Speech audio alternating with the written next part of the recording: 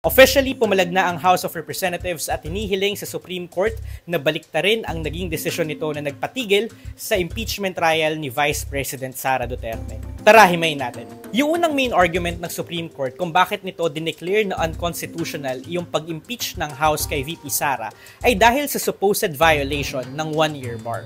May previous explainer na ang co-reporter kong si Jairo Boliedo, pero essentially, ang sabi ng SC, invalid raw yung fourth complaint na inihain noong Pebrero kasi raw hindi inaksyonan yung unang tatlo. Yung fourth complaint dumaan sa shortcut which is constitutionally valid dahil may pirma ng higit 1/3 ng House. Iyon yung na-transmit sa Senate. Pero noong na-archive daw yung unang tatlo at hindi na proseso, na-trigger daw yung 1-year bar. Kaya February 2026 pa, pwedeng sunod na mag-entertain ang House ng impeachment complaint laban kay VP Sara. Ang sagot ng House, the Supreme Court ruled based on factual errors. Nauna raw ang pag-endorso ng fourth complaint at pag-transmit nito sa Senado kaysa sa pag-archive ng naunang tatlong complaints. Patunay dito ang journal ng Kamara. Ikalawa, ang prevailing doctrine, yung landmark SC rulings na Francisco versus House of Representatives at Gutierrez versus House, sinasabing initiated lamang ang isang impeachment complaint kapag na-refer ito sa Justice Committee.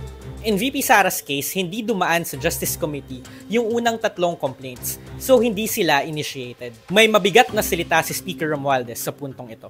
To invent new rules now and apply them retroactively is not just unfair, it is constitutionally suspect. Sabi pa ng House sa motion for reconsideration ito, dapat sa future impeachment complaints lang mag-take effect ang mga bagong impeachment rules na inilatag ng Supreme Court, hindi sa kaso ni VP Sara. Lastly, giniit ng Kamara na hindi nito nilabag ang due process contrary sa sinabi ng Supreme Court na hindi nabigyan ng pagkakataon si VP Sara na sagutin ang mga alegasyon laban sa kanya. Ito ay dahil under the constitutionally valid fast mode kapag ini-impeach ang isang opisyal, ang due process ay magaganap lang sa paglilitis na mismo ng Senado. Interesante din ang punto ni Romualdez after the filing of MR. Impeachable officials din ang SC justices.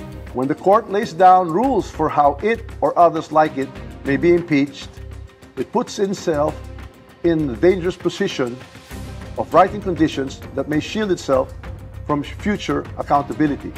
Inihain ng Kamara via the Office of the Solicitor General ang apela on August 4, just a few days bago magbotohan ang Senado kung ipagpapatuloy ang trial.